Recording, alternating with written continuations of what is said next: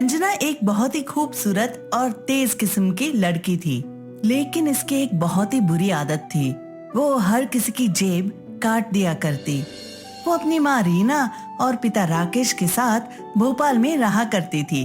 उसके माता पिता भी इसके इस आदत से परेशान रहते थे।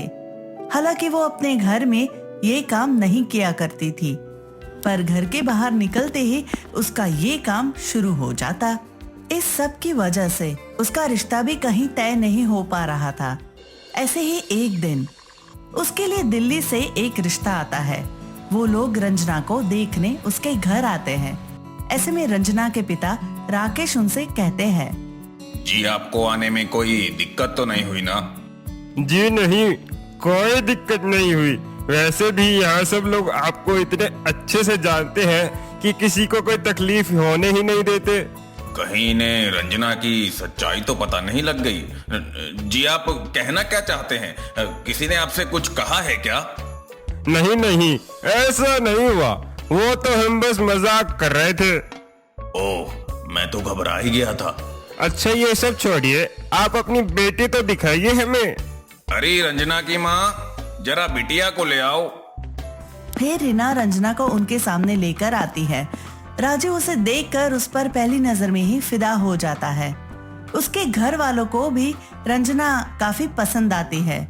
फिर वो लोग बातचीत करके वहां से चले जाते हैं और कुछ दिनों बाद उनकी शादी हो जाती है। अब रंजना का घर बार, रहन सहन सब कुछ बदल गया था, लेकिन उसकी जेब कतरने वाली आदत बिल्कुल भी नहीं बदली।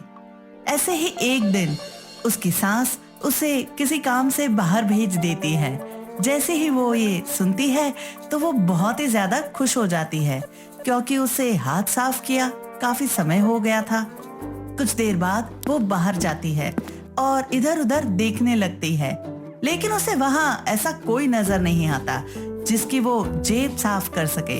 इससे परेशान होकर वो अपने घर आ जाती है और अपने कमरे में जाकर बैठ जाती है। ऐसे ही कुछ दिन बीत जाते हैं, लेकिन रंजना को कोई इंसान नहीं मिलता जिसकी वो जेब काट सके। इसकी वजह से वो अंदर ही अंदर पागल हो रही होती है। इसलिए वो अब घर में ही ताका झाकी करने लगती है और अपने पति की ही जेब साफ कर देती है। जब राजीव अगले दिन अपने ऑफिस जाने के लिए तैयार होता है तो देखता है कि उसकी जेब में से सारे पैसे गायब है। तो वो रंजना से इसके बारे में पूछता है। रंजना, क्या तुमने मेरी जेब से पैसे लिए हैं क्या? नहीं राजीव जी, अब मैंने तो नहीं लिए। क्यों, क्या हुआ? यार मेरी जेब में तो 1 रुपया भी नहीं है। पता नहीं कहाँ चले गए सब। हो सकता है जब आप कल घर वापस आ रहे हो तभी कहीं गिर गए हो। है हाँ, हो सकता है। शायद तुम सही कह रही हो, ऐसा ही हुआ होगा। चलिए कोई बात नहीं, अब आप ज्यादा टेंशन मत लीजिए। हाँ, मैं आपके लिए खाना लगा देती हूँ। ठीक है, तुम चलो, मैं आता हूँ। इसके बाद रंजना कुछ दिनों तक राजीव की जेब से पैसे नहीं निकालती ताकि उसे शक ना हो, लेकिन उसने अपनी सास की अलमारी में से पैसे निकालने शुरू कर दिए और उसकी सास को कानो कान खबर तक नहीं होती। पर एक दिन रानी अपनी अलमारी में से किसी काम के लिए कुछ पैसे निकालने जाती है तो वो देखती है कि उसमें पैसे है ही नहीं। फिर वो रंजना को बुलाकर उससे कहती है, देख बहू, अलमारी में मैंने कुछ पैसे रखे थे, अब वो यहाँ है ही नहीं। माँ जी, आप मुझ पर शक कर रही है क्या? देख बहू, तू रो मत है, मैं तुझ पर शक नहीं कर रही हूँ या कोई इल्जाम नहीं लगा रही हूँ। है बस पूछ ही तो रही हूँ। नहीं माँ जी, मुझे सच में कुछ नहीं पता इस बारे में। चल कोई नहीं, तू रो मत। अब कुछ दिन ऐसे ही गुजर जाते हैं और रंजना समझ जाती है कि घर में सफाई करना ठीक नहीं है, यहाँ उस पर सीधा शक जाएगा। इसलिए वो फिर बाहर जाने के बारे में सोचती है।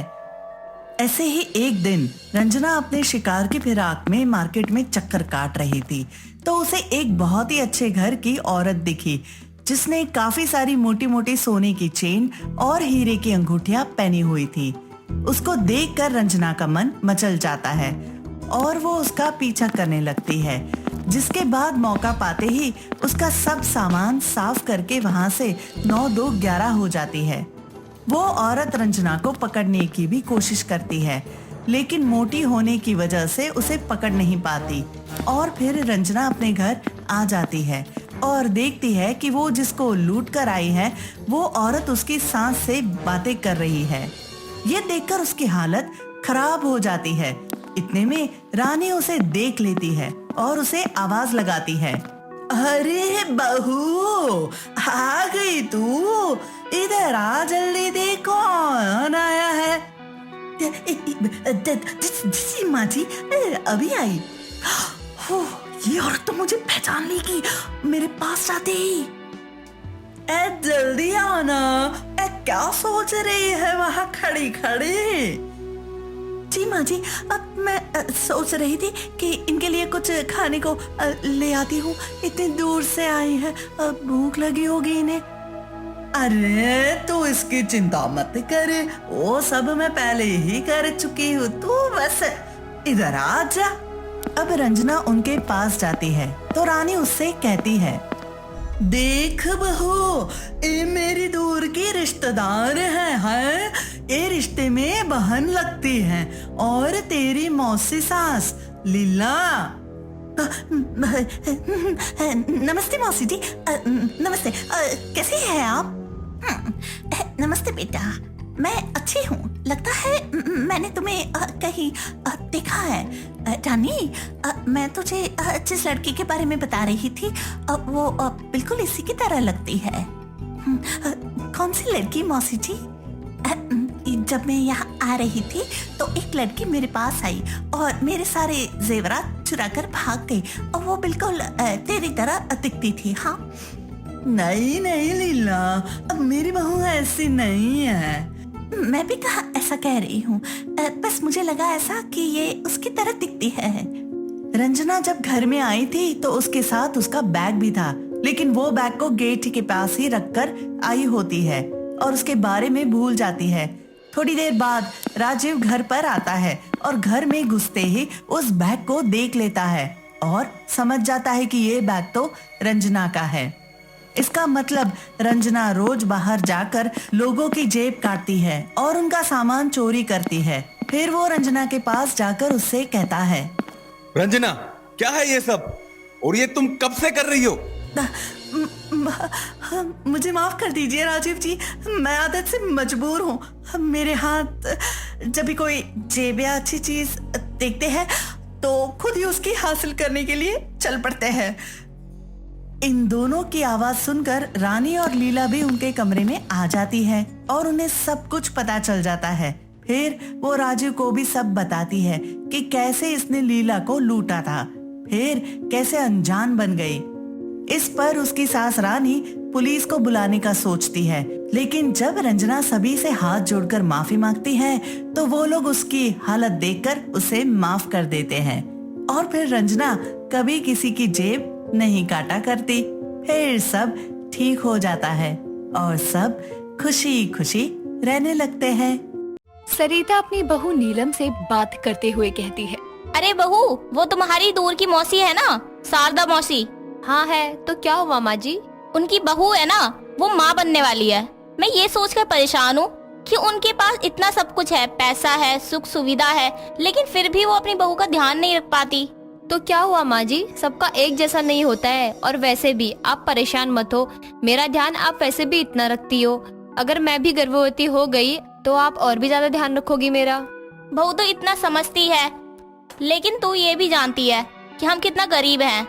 मैं तो दूसरों का सोचकर परेशान हूँ, फिर हमारा क्या होगा? दोनों बातें कर ही रहे थे कि तभी वहाँ से नीलम भागते हुए चली जाती है, क्योंकि उसे उल्टियाँ हो रही थी और चक्कर भी आने लगे थे।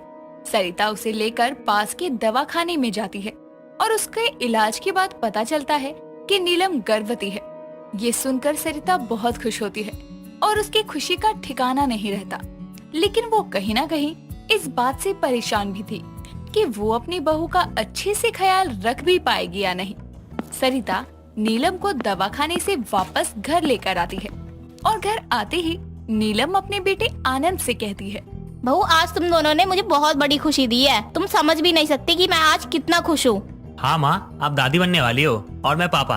हाँ, तो यही बहू के पास रुक, मैं जल्दी से नजर उतार देती हूँ बहू की। कहते हैं गर्भवती औरत को जल्दी नजर लगती है। मेरे बस में जितना है उतना तो कर ही सकती हूँ मैं अपनी बहू के लिए। माँ जी, आप मेरे लिए जितना भी कर रही हो ना, वो बहुत ज्यादा है, और आप कुछ भी परेशानी में मत रहो, सब ठीक है माँ जी। सरिता नीलम की नजर उतारती है और उसका अब पहले से भी बहुत ज्यादा ध्यान रखने लगती है। सरिता की हालत भले ही खराब हो, लेकिन वो अपनी बहू का जितना हो सकता उतना ख्याल रखती।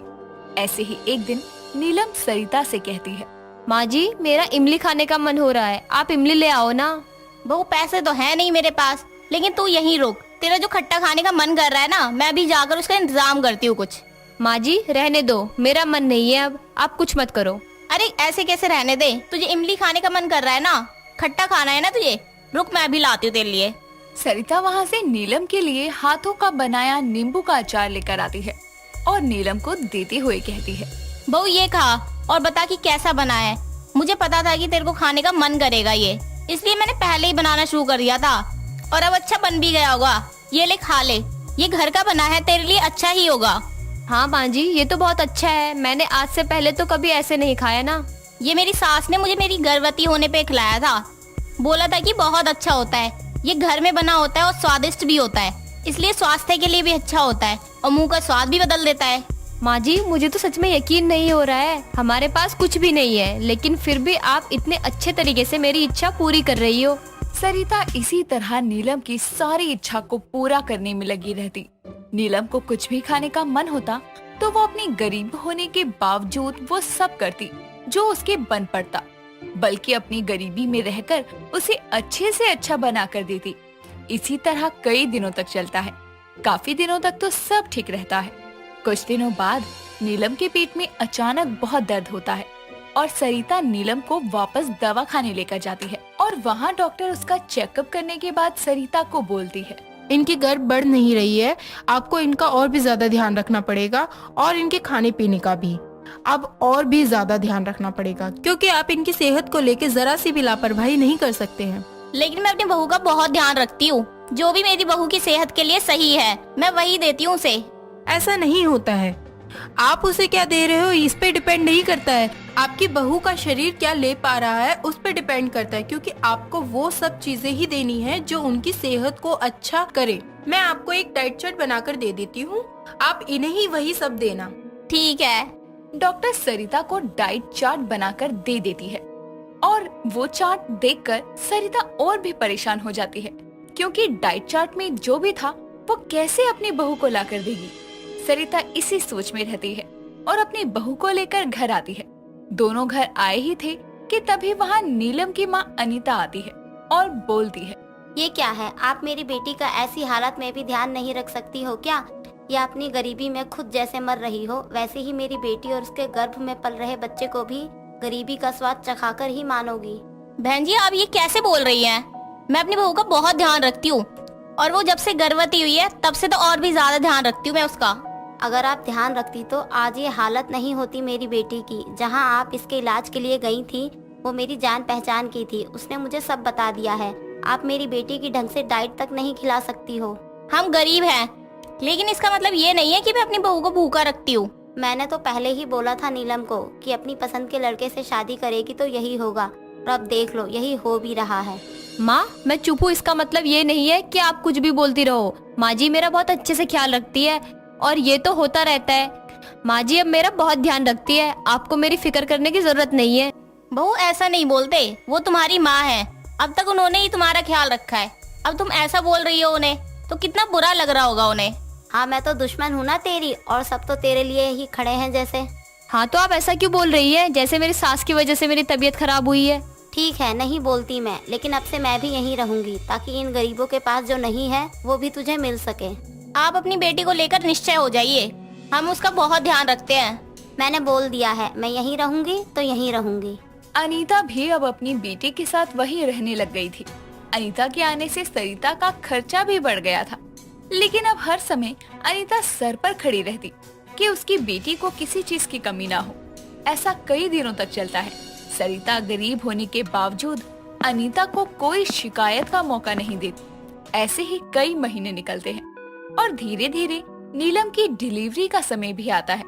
डिलीवरी का समय चल रहा था कि एक रात बहुत जोरों की बारिश होती है कि तभी नीलम के पेट में दर्द उठता है और नीलम अनीता और सरिता को बुला कर कहती है, माँ जी मेरे पेट में बहुत दर्द हो रहा है, लगता है बच्चे के आने का यही समय है, जल्दी से हॉस्पिटल लेकर चलो।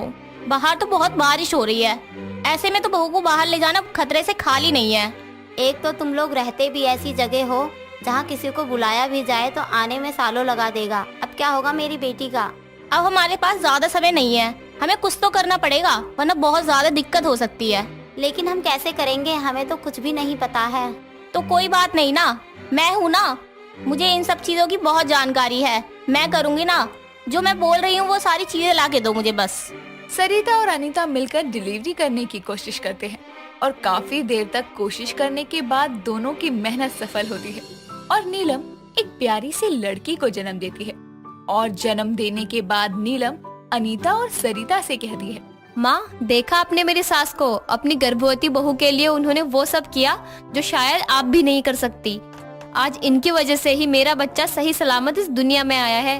हाँ, मुझे लगा कि पैसे से ही सब हो सकता है, लेकिन यहाँ गरीब होने के बाद भी इन्होंने सब आसानी से संभाल लिया। सरिता अपनी बहू की डिलीवरी करती है और उसके बाद अनीता को भी समझ आता है और वो दोनों खुश होती हैं और इसी तरह आगे की ये जिंदगी भी काटती हैं।